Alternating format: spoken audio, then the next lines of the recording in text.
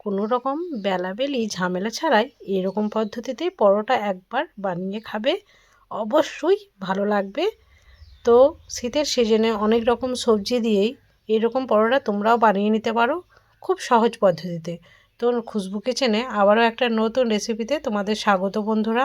আমি নিয়ে চলে এসেছি একদম কোনো রকম বেলাবেলি ঝামেলা ছাড়াই নরম তুলতুলে ডিম পরোটার রেসিপি নিয়ে, যেটা খেতে হয়েছিল অসম্ভব মজার। আর বুঝতেই পারবে কত সহজ পদ্ধতিতে আমি বানিয়ে তোমাদেরকে দেখাবো। তো দেখো কতটা সুন্দর হয়েছে, খেতে তো দুর্দান্ত। ব্রেকফাস্টে বা ডিনারে এইরকম চটজলদি তোমরাও বানিয়ে নিতে পারবে খুব সহজ পদ্ধতিতে। তো প্রত্যেকটাই পরোটা কিন্তু দুর্দান্ত হয়েছে। তো চলো আমি এর জন্য কি কি সবজি নিয়েছি প্রথমেই তোমাদের কাছে শেয়ার করি। প্রথমে একটা গাজর নিয়েছি, একটা ছোট্ট টমেটো নিয়েছি, আর একটা নিয়েছি কাঁচা লঙ্কা।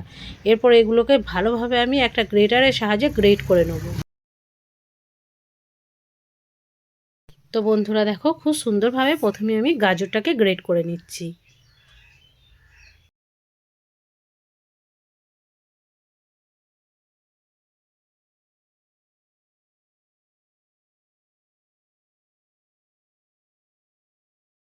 এরপর গাজরটা যখন গ্রেট করা হয়ে যাবে তখন এবার কাঁচা লঙ্কাগুলোকে আমি ছোট্ট ছোট্ট করে কুচি করে নিয়েছি।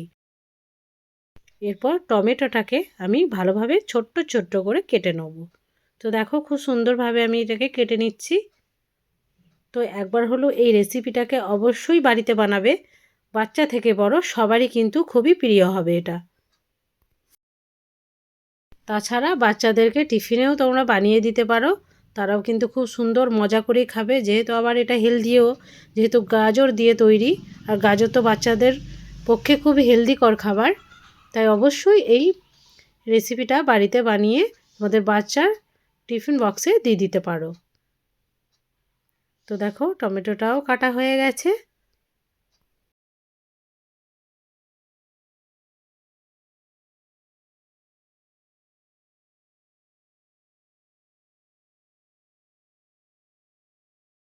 এরপর আমি একটা পেঁয়াজকে নেবো। পেঁয়াজটাকেও প্রথমে দুভাগ করে ছোট ছোট করে এটাকেও কেটে নিচ্ছি।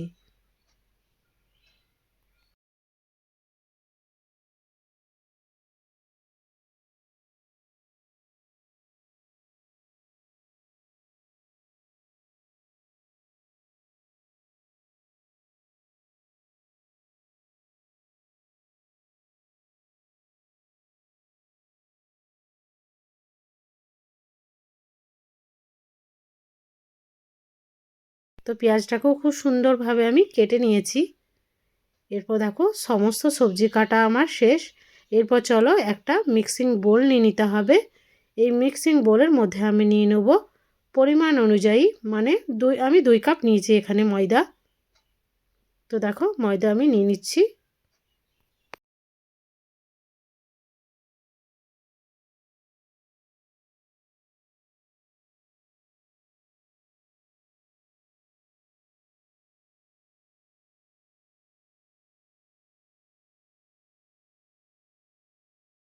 তো তোমরা ময়দার পরিবর্তে আটা দিয়েও করতে পারো, আটা দিয়েও তৈরি করলে খুব সুন্দর হবে। একটা ডিম লাগবে, তাই একটা ডিমকে ফাটিয়ে আমি এই ময়দার মধ্যে দিয়ে দেবো।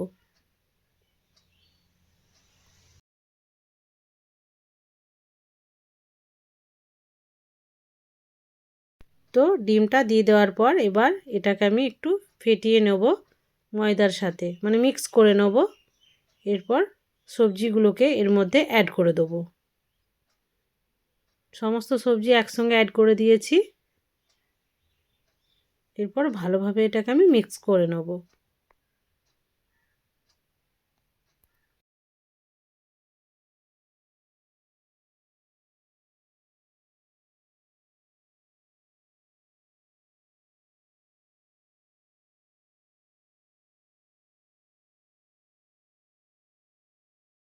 তো বন্ধুরা মিক্স করতে করতে এরপর জল দিয়ে দিতে হবে, মানে এই ব্যাটারটা হবে একটু পাতলা টাইপের, মানে ডো আকারের হবে না, এটা একটু লিকুইড টাইপের হবে।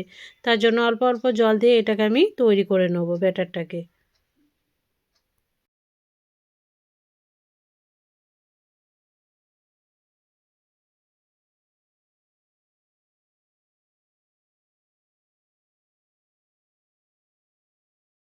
তো বন্ধুরা দেখো আমি খুব সুন্দরভাবে এটাকে মিক্স করে নিচ্ছি।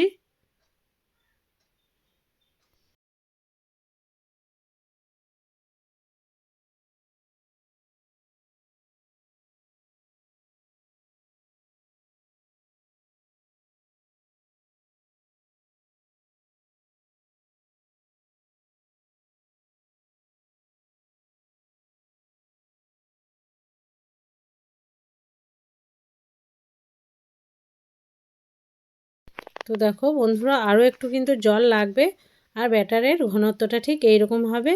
আর এখানে আমি স্বাদ মতো লবণ কিন্তু দিয়ে দিয়েছি, তোমরা লবণ দিয়ে দেবে। তো হয়েছে ব্যাটার রেডি একদম পুরো। তো চলো এবার এগুলোকে তৈরি করে নিই। তাই গ্যাস ওভেনে একটা দিয়ে দিচ্ছি প্যান। এই প্যানের মধ্যে আমি তেল ব্রাশ করে দেবো। আর এই ব্যাটারের মধ্যে দিয়ে দিয়েছিলাম আমি 1 চামচের মতো গোলমরিচের গুঁড়ো। গোলমরিচের গুঁড়ো দিলে টেস্টটা কিন্তু খুব সুন্দর আসে। তো দেখো আমি তেল ব্রাশ করে দিচ্ছি।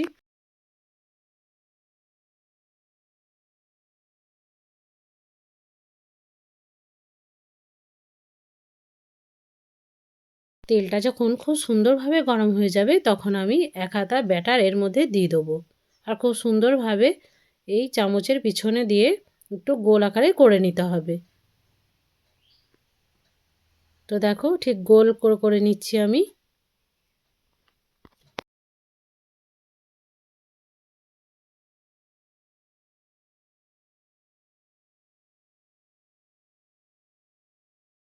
তো বন্ধুরা দেখো কতটা সুন্দর হয়েছে, আর গাজরগুলো কতটা দেখতে সুন্দর লাগছে। এরপর যখন তৈরি হয়ে যাবে তখন দেখবে দুর্দান্ত লাগে এটা।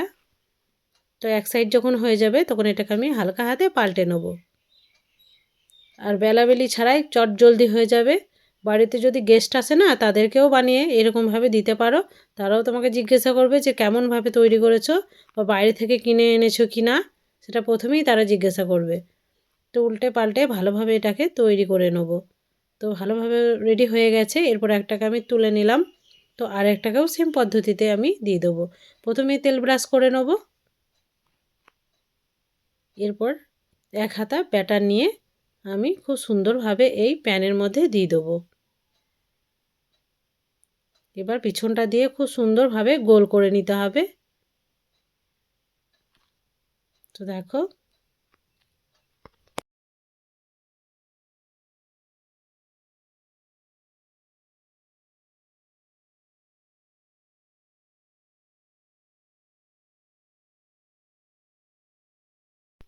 আর খুব সুন্দরভাবে কিন্তু এগুলো রেডি হয়ে যায়, আর খুব অল্প সময়ও লাগে বানাতে। তো এক সাইড যখন হয়ে যাবে আবারও এটাকে পাল্টে দেবো।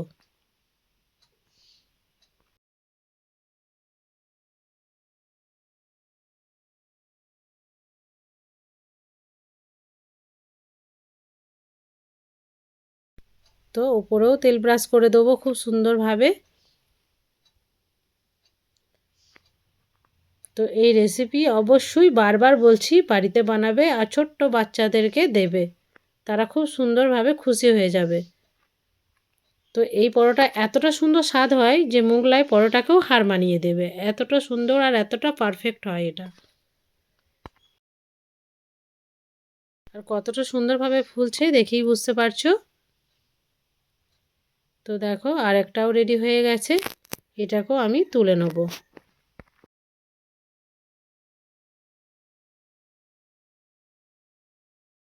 তো সেম পদ্ধতিতে সবগুলোকেই আমি বানিয়ে নেব। তো দেখো সবগুলো আমার রেডি হয়ে গেছে, সেমভাবে সবগুলোকেই বানিয়ে নিয়েছিলাম। এরপর চলো এগুলোকে সার্ভ করে তোমাদেরকে দেখাচ্ছি। আর দেখেই বুঝতে পারছো কত দুর্দান্ত আর কতগুলো হয়েছে 2 কাপ পরিমাণ ময়দাতে। তো এইভাবে রেসিপিটা কিন্তু অবশ্যই বাড়িতে বানাবে, আর আমাকে কমেন্টে জানাবে যে তোমাদেরও কেমন হয়েছিল।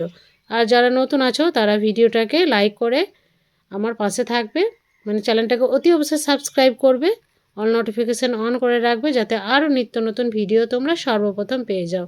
তো তোমাদেরকে আমি তুলে দেখাচ্ছি। দেখো এই পরোটা খেলে দোকানের কিনে খাওয়া ভুলেই যাবে, মোগলাই পরোটাও ফেল হয়ে যাবে এই পরোটাতে।